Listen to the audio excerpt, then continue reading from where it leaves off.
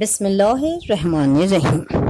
اب آئیے، آج میں پڑھاتی ہوں آپ کو سونا اور چاندی کے اوپر زکوٰۃ کا کیا حکم ہے۔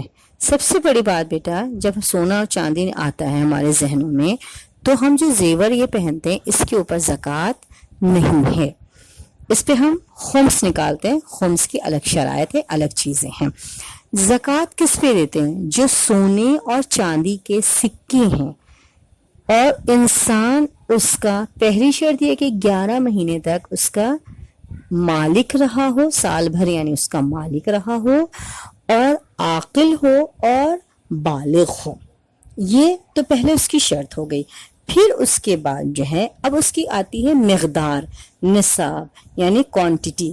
تو اس کی کتنا نصاب ہوگا، کتنی کوانٹٹی ہوگی جو کہ ہم سونا اور چاندی کے سکوں پر نکالیں گے۔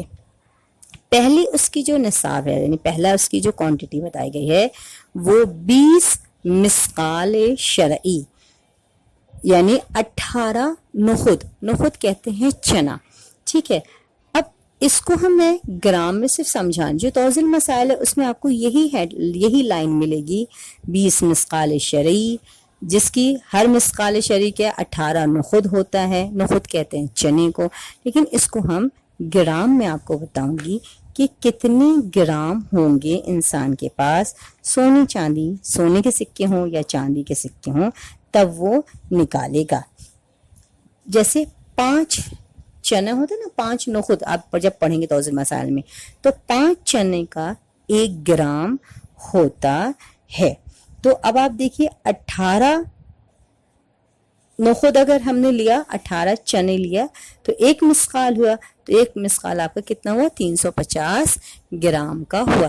بس آپ اس چیز کو اپنے ذہن میں رکھیں، اس سے کوئی بہت زیادہ رٹنے کی ضرورت نہیں ہے کہ سونے چاندی پر زکوٰۃ ہے، لیکن اس کی اپنی اپنی شرائط ہے کہ انسان نے استعمال کیا ہو، 11 مہینے تک اس کا مالک رہا ہو، عاقل ہو، بالغ ہو، اور اس کا مقدار پہنچی ہوئی ہو، یعنی جو کوانٹٹی ہے، جو نصاب ہے، اتنا اس کے پاس ہوگا تو وہ پھر زکوٰۃ نکالے گا۔